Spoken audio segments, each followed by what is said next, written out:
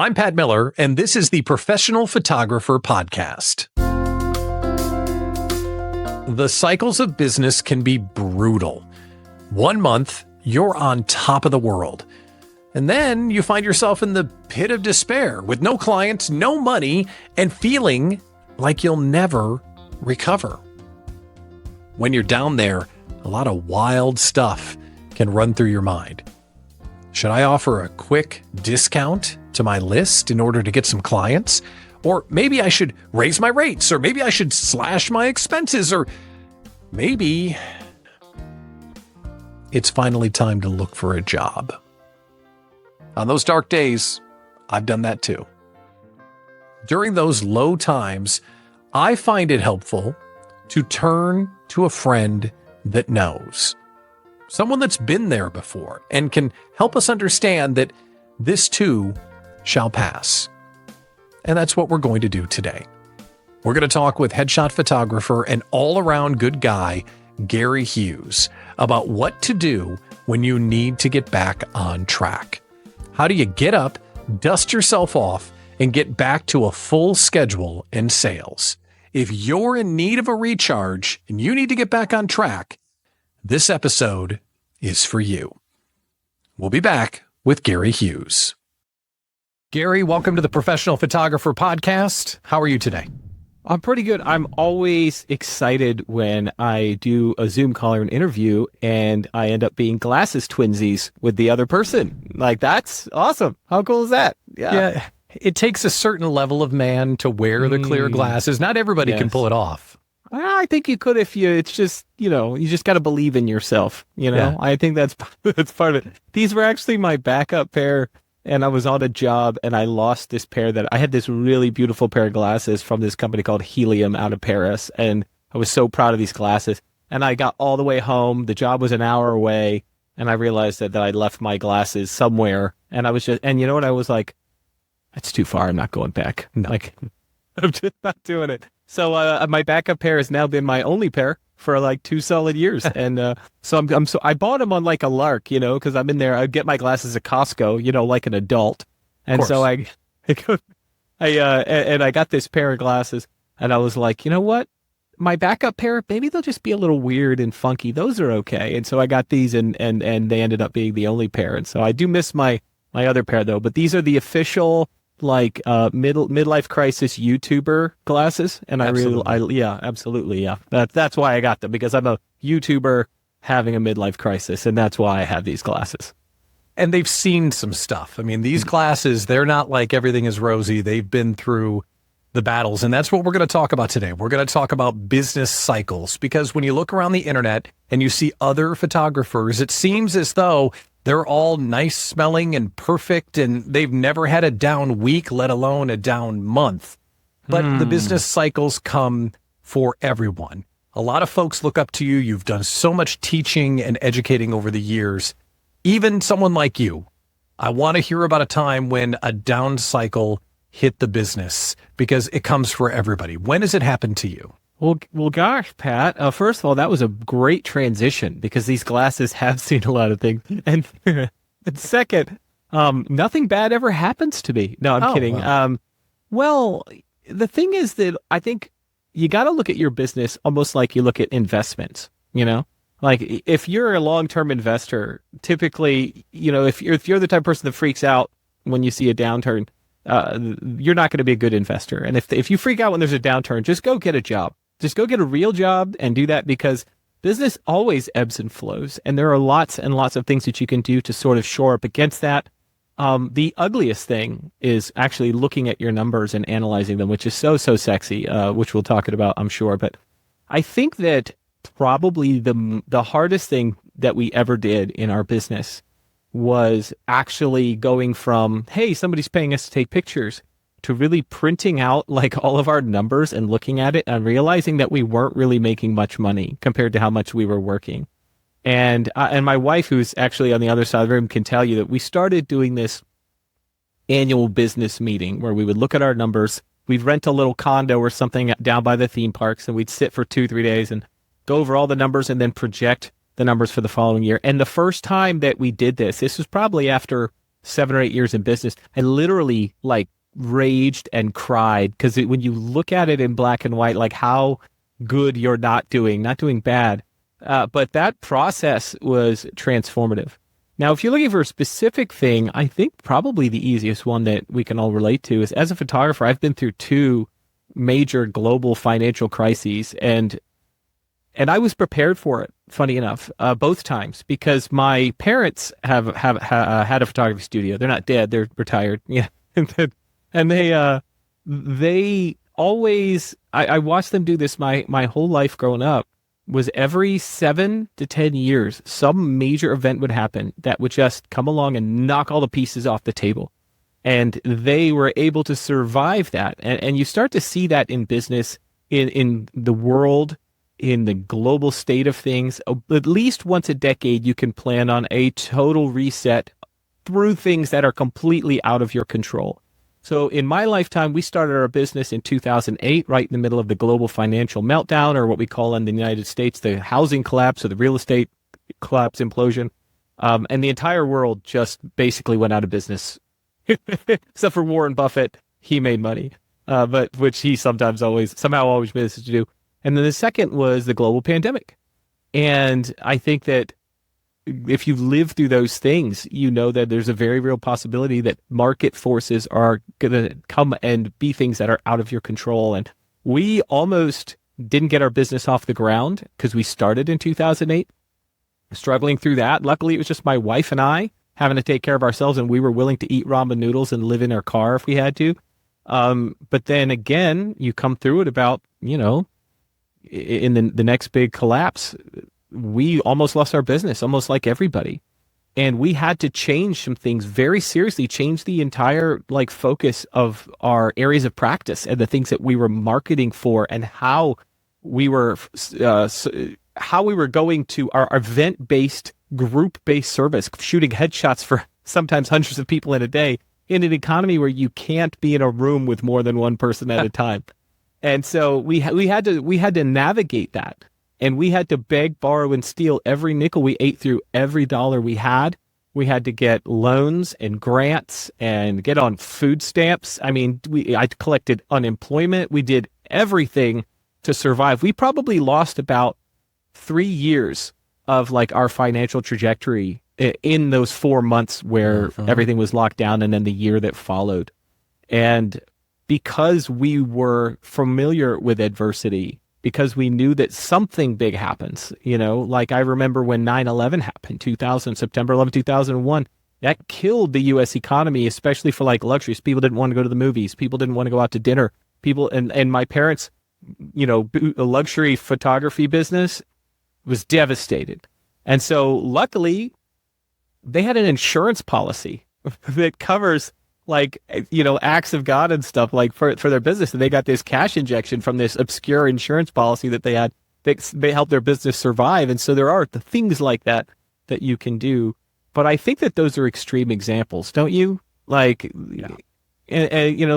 basically the economy is always on its way up or on its way down. And so you have to, be prepared as a business owner to deal with those things. And if you happen to join into this lovely profession of ours in a time when, man, it's just banging right now. Right now, the headshot business, for example, in the first quarter of 2024, we set a record every single month for the first 4 months of the year, like we've never seen before.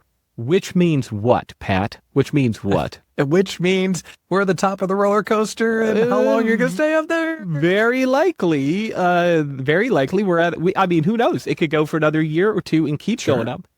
But there's always a down coming. There's always a down that's just over the horizon, and so you have to hedge your bets for that. And so I guess we could talk strategies, how to do that, but really operating from a position, not of fear, is probably the best thing that I can tell you to do. What you got to know that it's coming, and you have to prepare for it in every way that's under your control. And then you have to sort of not panic. Although, to be fair, when things are bad, it's hard not to panic. We're creative entrepreneurs, and we just tend to panic, especially since our livelihood is all tied up in our art. And that makes things quite a bit more personal.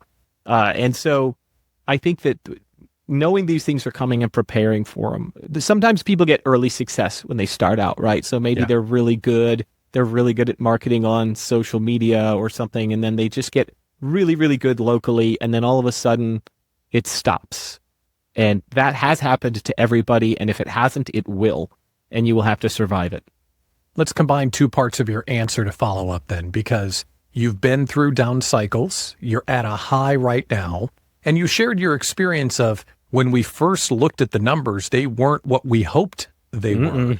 So knowing that you've been through down cycles, knowing what not minding the store looks like from your financials, how would you, with your experience now, get ready for that next downturn? Are you signing long-term contracts? Are you stowing away cash? How are you and your wife preparing for what you rightly point out is something that will be coming eventually? Right. Yeah. There's a friend of mine who says data is beautiful. And you really have to get into that mindset that data is a beautiful thing. Knowing is better than not knowing. Look, I'm a guy who I never balanced my checkbook in my whole life.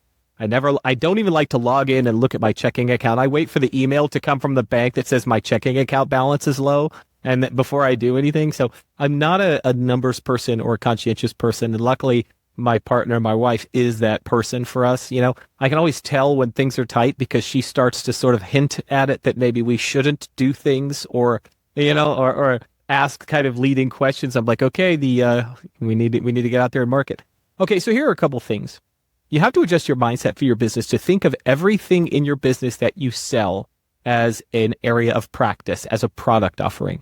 And you have to divide those product offerings on your spreadsheets into those as a different stream of income in your business. So here's a good example. You can't just be like photography income.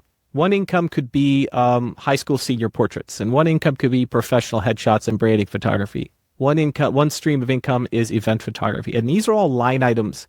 And you can't just look at the overall amount of money coming in because it can deceive you. You could be crushing it with your gross, but you could be putting a lot of energy into an area of practice in your business that is eating a lot of your time and not bringing in a lot of revenue. When you separate those things and then you look at how much time you spend doing each one of them, what you find is this magic number called the ROI. Which of these areas of practice has the best return on investment? And in some cases, there are photographers out there trying to run basically 3 or 4 businesses at the same time, and not all of them are a good ROI. And that's where we got with our business. We got to the point where we were doing weddings and portraits and high school seniors and everything we could. And when we looked at the numbers, we looked at like weddings were bringing in, I'm going to make up some numbers that are going to be close to it. Sure. To say weddings were bringing in like $40,000 of our gross, and headshots were bringing in like $150,000 of our gross. And we weren't marketing for headshots at all beyond just being good search engine results. And so, but we looked at the amount of time that we spent marketing weddings and going to bridal shows and going to these networking meetings and creating collateral and working with vendors. And we're like, what are we even doing? It was like by the time, and all the time you spend actually shooting and delivering those products. And we were doing it really, really badly. And we were holding on to that relatively small amount of money in comparison, like that was our business. And it might just turn out when you really look at the numbers that your side hustle or your little extra area of income is actually the best thing in your business. And refocusing on the things that are the most profitable and being more economical with your time as an entrepreneur, not as a photographer. And you go, well, I really like doing ballet photography. I'm spending 3/4 of my time doing it, and it's bringing in 20% of the income in the studio. That's a bad ROI. So you either have to change what you're doing in that area of practice or shift your focus over to an area of practice that is more profitable. And looking at your business as a CFO would look at a business. You got to look at that, look like you're in charge of the money. Like as Travis Stitt says, you put on that CFO hat and you got to do that person's job and make those decisions with data, because data is beautiful. And so that's like step one, is analyzing your business by the numbers and seeing what areas of practice that you're working in, what product offerings do you have are the most profitable ones. That's really stage one. Well, that's the danger of the down cycle, especially for an artist like a photographer. I love taking ballet pictures, but headshots are bringing in all the money. as you talk with other photographers, if they're in that situation where I love to do X, but Y is my meal ticket, how would you coach or walk someone through that process if it's clear their path to profit is doing something that really isn't the one thing they love to do? Well, I got to ask you, do you want to be a professional photographer, or do you just want to take pictures of dancers? You know, like, you could go and get a great job with benefits and 6 weeks paid vacation using whatever it is you went to college for before you went nuts and decided to become a photographer. And then you could have a nicer camera and photograph ballerinas as much as you want, you know, like in your free time with no stress and nobody counting on you to deliver anything. I mean, that's a really potentially great way to live your life. But if you want to make money, you have to build, and if you want your art to survive, you have to build a business. Think of your business like it's a castle wall, and inside the castle that's surrounded by the moat that has a dragon living in it, inside that castle wall, that's where your art lives. And there are barbarians trying to just knock the walls down, trying to get to your joy, get to your life and kill it and take it away from you. And that business, that castle wall, that's the rampart against which the world is going to break, and your art gets to live inside of it. If you don't build that wall, the barbarians are just going to run over your art. The world is going to take it away from you if you don't build a strong business. You're going to end up hating it. Not only are you going to be unsuccessful at it, are you going to be stressed out, but you're going to put that camera down one day and be like, I'm just going to go work at Starbucks. This is terrible. Yeah. And that's the mindset you have to have. Your business, as much as you feel like it's icky as a photographer, your business is going to let your art thrive. And the better business you build, the more time you will have to do the stuff that you want to do, to take on those personal projects, to look at photography from the creative side, and to shoot the things that make you happy. In a perfect world, there's a Venn diagram of the things that make money and the things that make you happy. But not in every market, and not with every specialty. And not, like, nobody's going to pay you to photograph birds. Like, I'm sorry, they're not. Like, with the exception of the very few people who are like out there working for Nat Geo or something, nobody's going to pay you for bird photography. They're just not. But they might pay you for school portraits, school pictures, or team sports. And you could have the only photographers I know who retire with like a boat in their 50s are people who did volume school and sports. Yeah. Those guys make money. Do you think that they're like super geeked out about the art of photographing first graders? No, but they built a business. They hired people who are doing 90% of the work, and those businesses live on while they get onto their catamaran and head towards the Caribbean. So, you got to think of it in terms of the business. If you're going to go into business for yourself, you have to demand from yourself a business that protects the art. You got into it for the art, and then you discovered that there's all this other crap that you have to do now.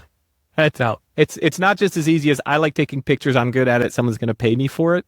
The systems and practices, the good financial decision making are the things that enable you to do the thing that you love for a living. But if you neglect the business, the barbarians are just going to kill your art, man. They're going to cut its head off. They're going to put it on a stick, and you're just going to never want to take pictures again for the rest of your life. Well, first of all, there's visuals. Secondly, this is the Professional Photographer Podcast, so I might have to lose this cover of the magazine and put up in big, bold letters the closest I can get to your quote of the business will let the art thrive. And that's really the point of what I want to talk about on this show. And it's the thing that so many photographers need to hear, because they love what they do, but they have to have a business that puts food on the table so they can continue to love what they do. And let me add on to that, and not just put food on the table. Like, putting food on the table is the bare minimum. You could get a job as an assistant manager at a Wawa and put food on the table. There's nothing wrong with it. Wawa's great. I won't hear any word against it. I don't know, is that specific to areas of the country? Sheets, people have a Sheets. They like that one too. Buc-ee's, people like Buc-ee's. All right, so I digress. Let's move on. But like, putting the other problem is that putting food on the table is like the goal for photographers. They're like, hi, I'm paying my bills. Isn't that great? No, it's not enough. Like, surviving, treading water is great. But you have to like think bigger and dream bigger and expect more from yourself. And more importantly, believe that it's possible to pay yourself out of debt, to put money away for retirement, to fund your kids' college funds, to go on incredible trips and have adventures, to live a life that you want to live. Otherwise, choosing to go into photography as a profession the amount of money, energy, and expertise you have to spend learning to be good at this thing, if you put that much energy into learning how to invest instead, or to opening up a Firehouse Subs franchise and just letting somebody run it for you, like there are so many better financial decisions that you could make that you probably wouldn't work as hard as you're working at photography right now. So demanding a little better than survival is important, and to start thinking that way as soon as you possibly can. I want to talk about digging out when you're at the bottom of the business cycle in a moment. Yeah. But I want to address one of the scary, awful things that I see with small business owners way too often. Yeah. People get at the bottom of their cycle and they lose their confidence. They feel like they can't. And as an artist, that would seep into your work when you're not shooting what you see, you're trying to make a buck. In your experience, when you went through COVID, or you went through the economic downturn, or you just lost your creative confidence mojo, how would you coach someone through that? So if they feel like they're at the bottom and they'll never get out, how would you coach them to find their confidence again? Okay, so let's get a little, light and airy here. I think, first in the process is grieving. You have to be okay with failure. You have to realize that every single one of us, myself included, is going to hit these points. And so you have to not take it on yourself all the time. And even if it is your fault, you have to realize that it's not show friends, it's show business, that you have decisions to make. So grieve, go into a dark corner, cry, hugging your knees for a while, but just also realize that you have to decide there's a time to stop. Everybody processes these kinds of feelings differently. And when the thing that you created that you love seems to be failing, it can be incredibly devastating, to the levels of like PTSD, like especially if you were really successful and then now you're not. So grieve, process, put a time limit on it, and then get to work, because you got decisions to make. And the decisions that you have to make is, again, going back to that same data. Okay. And you have to look at where the dead weight is. And you also have to be willing to pivot what you're doing. So let me give you a good example. One of the pivoting means dropping areas of practice, moving resources. It means adding new products and areas of practice, being open to changing the business in certain ways, marketing differently. I've coached photographers and other business owners where they're like, it's easy to get the mentality that everything around them is going wrong. Like people don't like this anymore, or nobody in my market wants this. Or the problem is, the hardest thing to do is to look at yourself and go, the thing that if you have numbers, you will probably see that the thing that you've been doing for a long time that's been working has actually been going downhill in how well it's working for a long time. Because what you have to realize too is that your consumer base, if you stay in the same area of practice, you're going to get every 12 years or so, you're going to get an entire new generation with different sensibilities, different spending habits, different ways of connecting, different ways of communicating and being marketed to. And you will have been doing the thing that worked for the Gen Xers when the millennials come along. And guess what, folks? Millennials are now like 40 something in middle management. So now we're on to the Zoomers, baby. And after the Zoomers are coming the Alphas. And I don't even speak Alpha, man. I don't speak Alpha at all, but I'm going to have to figure out how. So the thing that you were doing that's working probably stopped working as well a long time before you noticed it. But the data will show you the returns on your investments, the returns on your time and your marketing, if you're keeping track of this stuff and if you have the courage to look at it. And so a lot of times it's just a paradigm shift in how you communicate.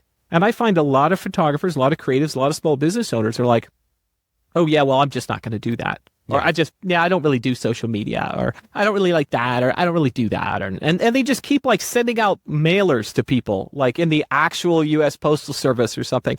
And you're like, okay, well, maybe one day that'll be retro, like a disposable film camera at a wedding. Those seem to be coming back now.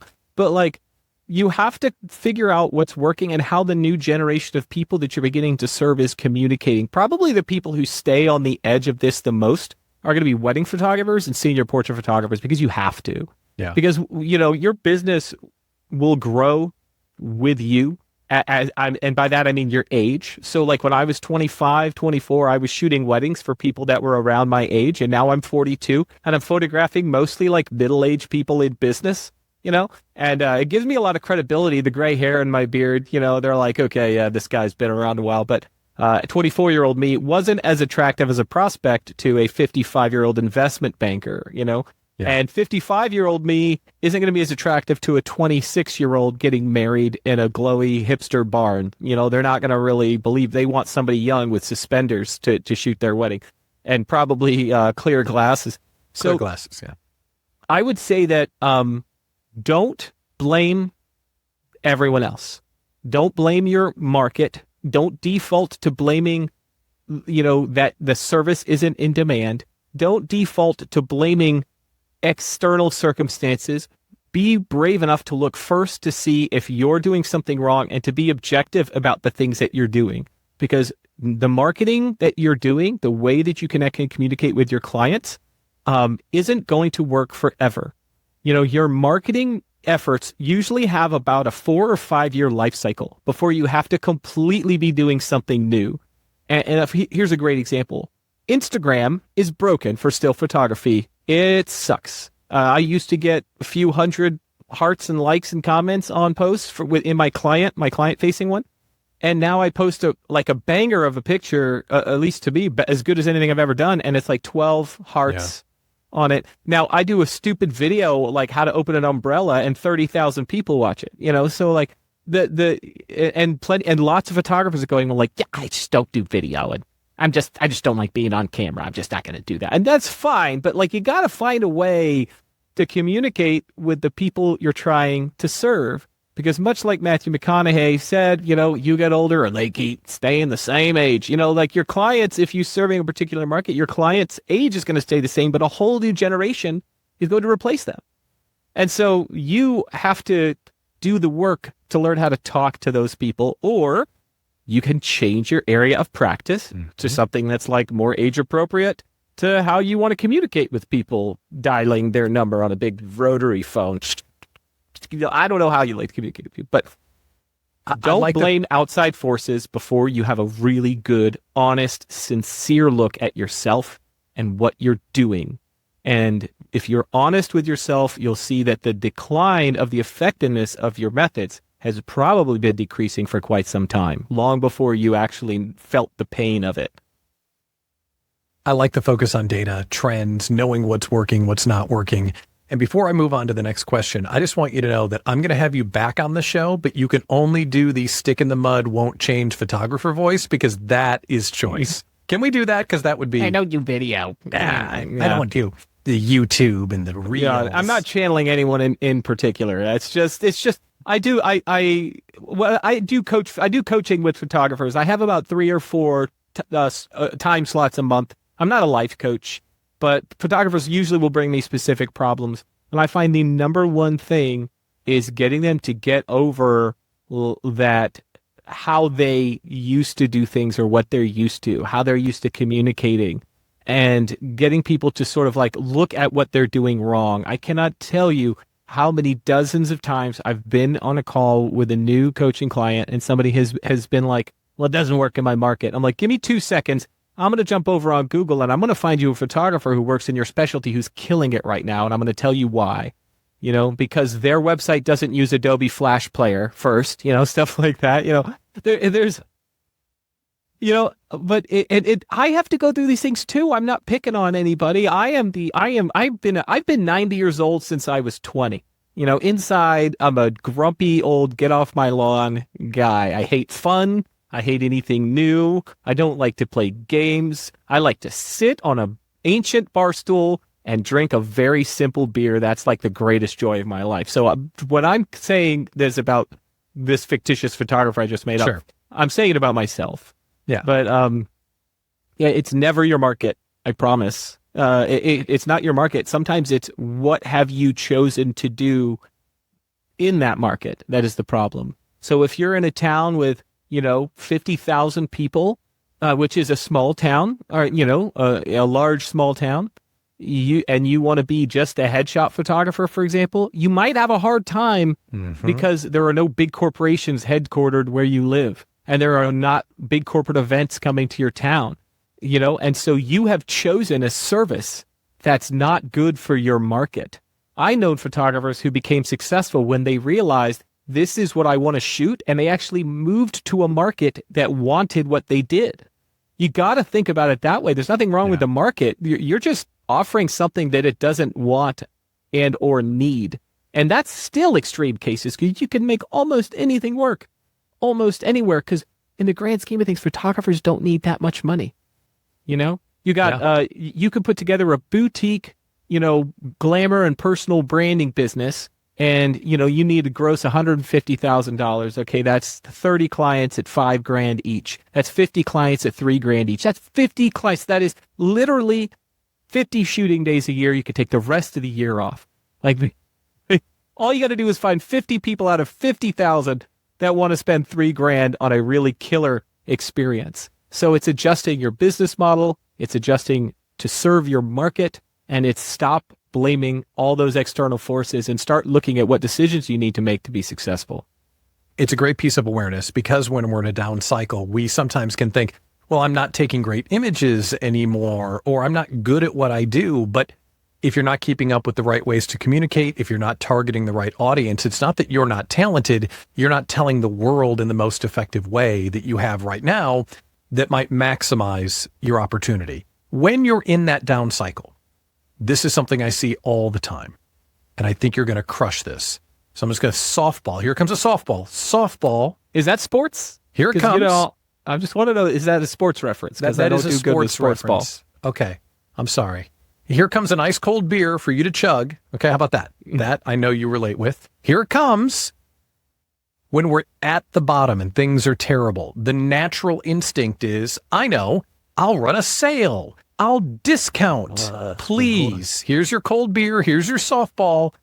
Crush that instinct that we have that discounting is the way out. No. And it's such a natural thing. It's the most natural thing in the world to be like, I'm too expensive. Let's lower my prices. And even let's say that we do have some kind of a recession or economic downturn. Don't freak out. The economy does that. It goes in waves. It always has. It always will. It's bubbles. That's literally it recedes and it expands. This is a problem. And I had this great conversation with a really incredible photographer who survived 40 years in the business as a luxury portrait photographer. And so he and I were one time sitting at an airport in Atlanta, Hartsfield-Jackson International Airport, Atlanta, at the International House of Pancakes Express there. Because, pancakes, why not? And so we were right in the middle of this. This was probably 2010, maybe 2011. And we were sitting there having pancakes, and he was telling me about his business. And this is a person who regularly makes 5 to 10 and larger $1,000 portrait sales. And all of a sudden, people don't want to spend money anymore. At least the people in the middle. So if he starts making his prices cheaper, you can't ever come back from making your prices cheaper.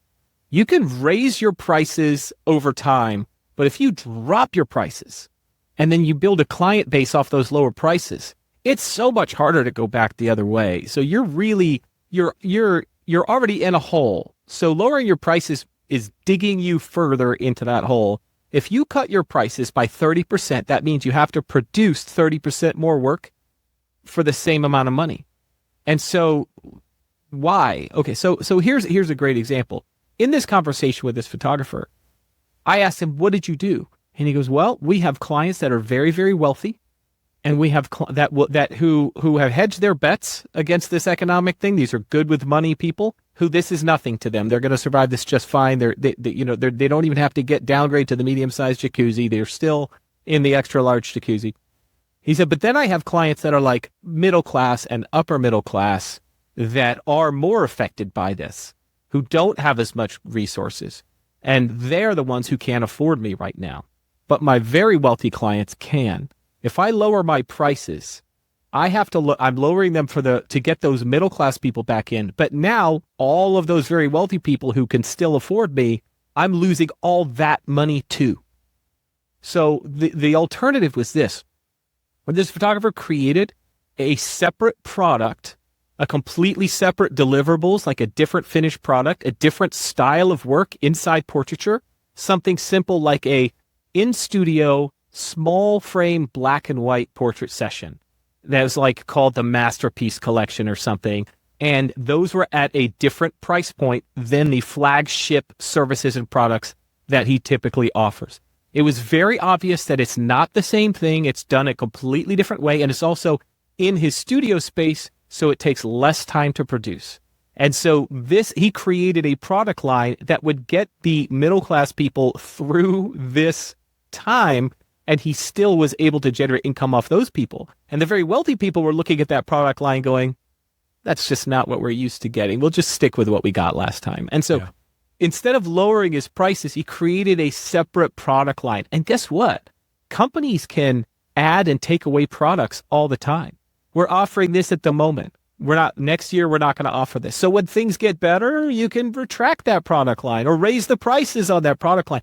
But if you just blanket drop your prices to try and respond to a market, that is a position of fear. A downturn is a really good time to advance. Mm-hmm. Everyone runs away when there's a downturn. It's time for you to open new product lines, to expand into new areas of business, to go boldly where all the other people are running away from, and to really analyze what things that you can do to generate new streams of income. If there's a slowdown in your boudoir business during a bad time, then don't just go like sale, cut my prices and buy a third, cut my prices in half, because that's going to be like, boy, does that degrade your brand. Boy, does that degrade your clientele. And what you do is you let that be slow. It's okay. And you shift focus to something else. And then when you go back to it, it'll pick up again. And then those great prices that you had set, those sustainable prices are still there. And so that's like one fantastic way of doing it. I think that never, ever, ever lower your prices. You can offer events for like a limited time, like a mini sessions is a really great way to offer a discount as long as the product or service that you offer isn't your flagship product. You can never discount your flagship product. And what I mean by that is every business needs to have those flagship products. This is the best thing we got. And this never changes. And you can always come back and get this. And then you can experiment with product lines. Like I said at the very beginning, you have to look at your business into these areas of practice and product lines that you offer. And sometimes product lines come and they go. For a while, it was really, it was a big deal when we were photographing a lot of actor headshots for actors to get a slate, which is basically like a 5 to 10 second video clip that was like, hello, I'm John Diggory. And it's just that goes up on their acting website profile so that people could just hear their voice and see them. It's called a slate. It's literally 10 seconds. And so we started doing that when they were really popular. We offered that as an add-on and we made some good money doing that. And now we don't do it anymore because nobody does it because it's dumb. And now it just turned out it was dumb, like NFTs, just real stupid. And there are all kinds of things that we do like that. During the pandemic, when everything was locked down, we started offering virtual headshot sessions. That was one of the things that got us through. We would literally guide people through the process on a Zoom call of taking a really good selfie with their camera phone. And then we would take that file and then we would gussy it up in Photoshop and make a professional headshot out of it, put a proper background in it and the whole 9 yards and make sure they look great.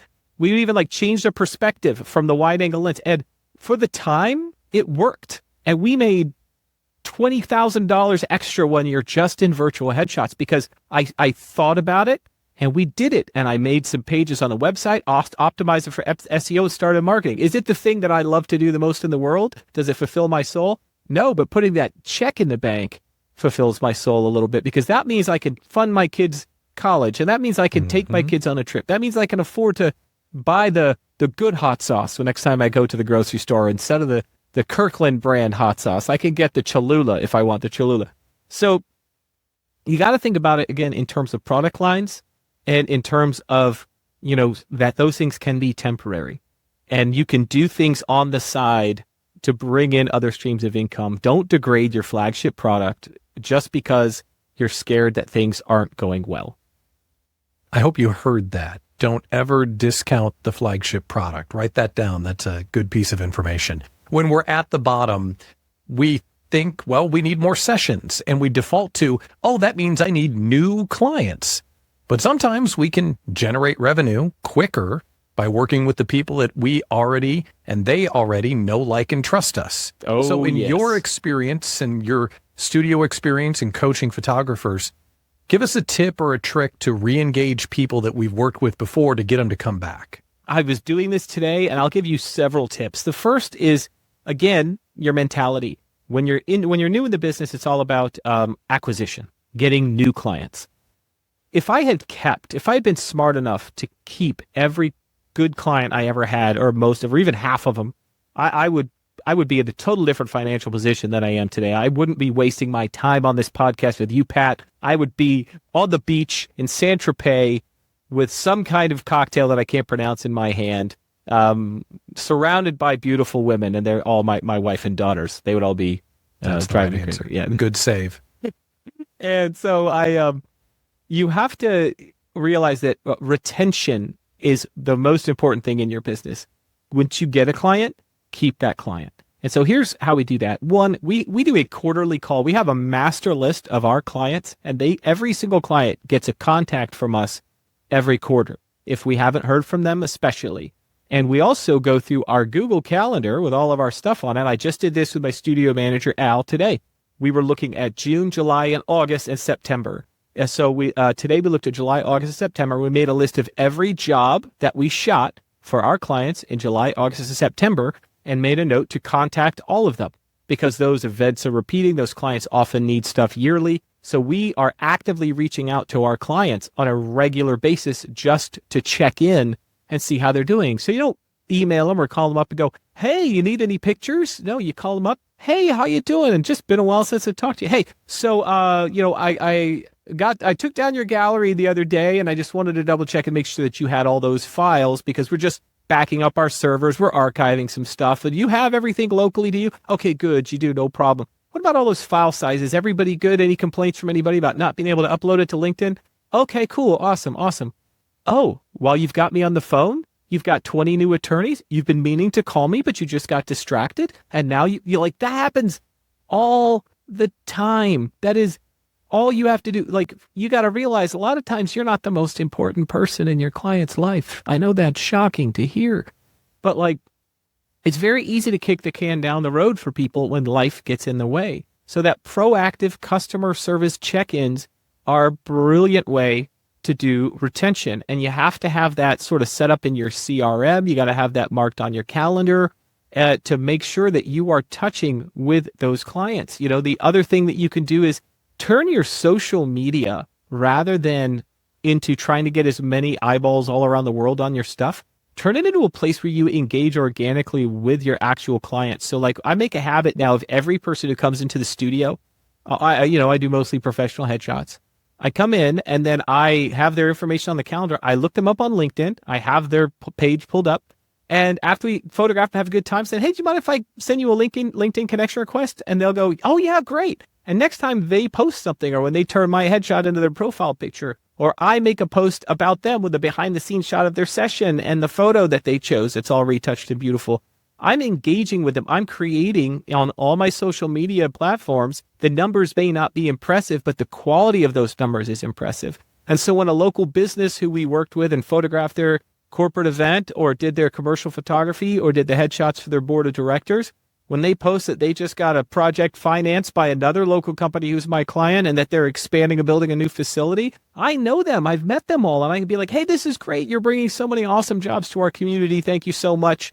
Love working with you guys. Like, that is an organic social interaction. So building social media, rather than like trying to get out there and get all these eyeballs of people you don't know on it, it's a great retention tool for people to remember you and to work with you. And that's what I've realized over the years, is to stop worrying about somebody in Sri Lanka or the Ukraine or Scotland. Who cares if they're looking at my stuff? I want my clients to see what I'm posting and I want to see what they're posting and I want to engage with it so that it just keeps everything top of mind. And it's fun that way because you actually know these people and like these people and care about what happens to them. And so creating that schedule, turning your social media into kind of an organic engagement, those are just a couple of ways that you can concentrate on retaining your business. And when you retain your clients, every client you keep is another one you don't have to get. I literally looked at it today. I was like, hey, we don't work for them anymore. What did we replace them with? And like, where do we take that volume, that work that we just got off of them? Like, that's a hole now because they didn't rehire us. So who's there? And we were having that conversation. Well, let's reach out to them, but you haven't heard from them. So let's see where they're at. And maybe a new company contact is in that position. And we have these conversations about keeping those clients. And eventually your job marketing becomes very, very easy because you only have so much bandwidth that you can fill with clients. You can only take so much work. And the more you keep, the sooner you get to that bandwidth and you're like, wow, I've got a nice amount of work. I got all these clients that I like, and I'm not stressed out about trying to go to a chamber of commerce meeting like that desperate kind of like realtor look in my eye that's like, please hire me. Like, you could just go as a successful business person and peer and member of the community and be like, yeah, I've actually been really happy in this community and built up a really nice life here. That's the goal, is to keep those clients. It's so much more important than acquisition over time. Keeping those clients as opposed to acquiring new ones is a great reminder. But what happens when someone says to you, yeah, Gary, that makes sense, but I don't do a really good job of outreach because I don't like to sell? It's not selling, though, is it? I mean, No. Ultimately it is, but you're not calling up and going, hey, let's get you in for some more pictures or whatever. You're calling, like, especially if you're a boutique business, like me, I have to come up with some crap to talk to them about. Like, I have to have some kind of pretense because they answered their work phone and they're like, Sterling Cooper Draper Price, oh, hey, like, you get to interact with them as a boutique photographer on a personal level. You've probably seen them mostly naked if you're a wedding or a boudoir photographer. You know what I mean? Like, you met their mother. Like, all of this stuff about them. You spent time together. You went into this emotional sale with them. You can absolutely just call to say hi. You know what I mean? Like, hey, how's it going? Oh man, you know what? I was just going through some pictures today. We were just getting some new samples for the studio. And I thought, man, I'm just going to give her a call and see how she's doing. And so, you know what? How's everything going? Like, you know them. They know you. You don't have to have a sale. If you call and say hi, the work will book itself. If you call to sell them something, they'll be like, I'm really busy. Like, that's relationship marketing. I know a photographer who has their studio manager, gets on the phone every single day, and there's like 5 clients on the list, and they just call to check in. Even if they leave a message, even if they get them on the phone, oh, hey, because then, you photograph their baby. How old is little Macklemore now? Oh, man, 2. I cannot believe it. That's amazing. Oh, hey, well, hey, no big deal. Just calling to say hello. And that, I was just looking at our Instagram feed and I saw little Macklemore on there and I thought, gosh, his birthday must be coming up soon. Like, there's nothing wrong with that. That's amazing. And you didn't ask them for anything. You didn't try to sell them anything. You were just a good human. I went to this boutique clothing store in St. Louis that I really like when I was there. And I go to St. Louis every year and I shop at this store every year. And I got back and they pull it up and they see everything I've ever bought from them. By the time I got back to Florida, in my mailbox was a postcard handwritten by the guy who sold me the pants that I bought. Who was like, hey, Gary, it's great to see you again. I hope you enjoy what you got. And it was great to meet your kids. And I bought pants from a guy. And I was like, oh, man. And you know what that did for me? It was like, boy, man, I would follow that brand into hell. I will never not love that brand, And that's what you're trying to do, isn't it? You're trying to create shut up and take my money, loyal clients. And there's plenty of ways to do it, but you don't have to always be selling. That hustle culture, that, hard selling thing, most people don't react very well to it. And the ones that do will very often end up regretting that expenditure and not being very good clients. You want people to find the right people for your brand that you will enthusiastically collaborate on the work together. And whether that's professional headshots or whether that is boudoir photography or wedding photography or pet photography, whatever it is that you do, your idea is to basically take all of the contacts out there in the world and you're just shaking it down to get like the right people through with that funnel marketing. The right people will find you if you're making good business decisions. And then you will much more enjoy your life as an entrepreneur. But that business part has to come first. We're up against time, but right now someone's listening to this or watching this because their business isn't where they want it to be. They're trying to get back on track. Any final words of wisdom or recommendations for that person as they're trying to turn it around and make sure that they're back where they want to be as quickly as they can get there? Yeah, I will tell you this. If you're struggling, if you are looking at things were good and have gotten bad again, you can survive this. It doesn't matter whose fault it is. You have decisions to make, but there isn't a single successful photographer that you see on YouTube, and I know most of them, that you see on YouTube, that you see on Facebook, that you see on Instagram, that you see on TikTok. There's not a single one of them that hasn't been like crying in the dark because things were so bad for their business. We all have these moments, and it is completely and totally survivable. In fact, I believe that if you make good decisions, you're going to look back on this moment and you're going to wonder what the heck you were so worried about. The best things that are going to happen in your business have very likely not happened yet. And if you quit, they'll never happen.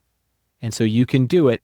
Look at the numbers, make those decisions. If you're new and you're having trouble getting your business off the ground, the best advice I can give you is this. Photography is a small business with a slow growth curve. It is a boutique business. You will not even start to hit your stride until somewhere likely between years 5 and 7 of doing it full time. And that's if you're making good decisions. It takes time to build an audience. It takes time to grow a loyal following. It takes time to build out your style and grow that product line. So if you're at like year 3 and you don't have that Cybertruck yet, like hang in there, because it takes years and patience. And the ones that wash out, don't worry, and they won't be your competition soon, because if you stick with it and you make good decisions, you build that castle around your creativity. You're going to find that in the blink of an eye, what feels like a blink of an eye by the time you get there, what seems like forever now, you're going to be living a life that you want to live. You're going to be working in a business that you're proud to be an employee at. And you're going to wonder what it is you were ever worrying about, because it's just hard in the beginning for most of us. Not everybody is a beautiful starlet that gets picked out by a director at a cafe and made the star of a movie. So most of us are slogging it in the dirt for years. Remember, the Counting Crows were a band 10 years before August and Everything After came out. And for those of you that are under the age of 40, that's a band from the 90s. And that's a perfect album start to finish. 10 years before that album came out. So you've got time. Nobody has fired a starting pistol, and everyone else has taken off around. You stop looking over the fence so much. Concentrate on your business, and you'll be fine. Gary Hughes, thanks for joining us on the Professional Photographer Podcast. I appreciate it. Thanks for having me. This is a lot of fun. A big thanks to Gary for coming on this episode of the Professional Photographer Podcast. I'm Pat Miller, the host of the show, and I'm glad you found us. And hopefully you're going to stay with us and be a part of this conversation to help more photographers make it in business.